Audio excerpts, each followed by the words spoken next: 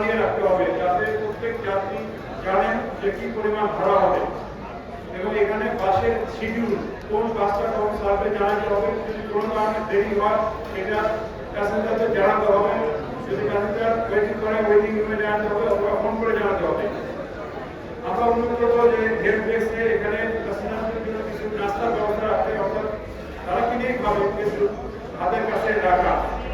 Passenger help desk সহ বিভিন্ন টার্মিনালগুলো পরিষ্কার পরিচ্ছন্নতা রাখার জন্য আমরা সিটি কর্পোরেশন সহ আপনাদের মালিক সমিতি দাবি করবো যে পরিষ্কার পরিচ্ছন্ন থাকে, কেননা এই কাস্টমাররাই কিন্তু আপনাদের আয়ের উৎস বাসের প্যাসেঞ্জার।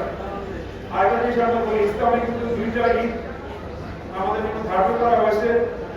আমাদের মুসলমানদের বা আমাদের যারা বিশেষ করে গরিব বা মধ্যবিত্ত তাদের মাঝে যাতে অর্থের বিনিবর্তন হয়। যারা ধনী লোক আছে, ধনী লোকরা ঈদ উদযাপন করে, গরিবদের বিভিন্নভাবে সাহায্য করে।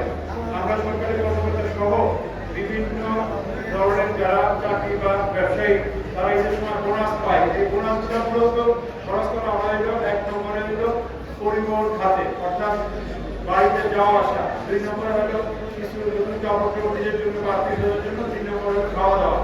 মূল বিষয়টাই, মূল টাকাটাই ব্যয় হয় আপনাদের এই পরিবহন খাতে, যেটা আপনাদের কাস্টমার তারাই তাদেরকেই টেক কেয়ার করার জন্যই আমাদের এই মতবিনিময় সভা বা আমাদের সর্বোত্তম ব্যবস্থা।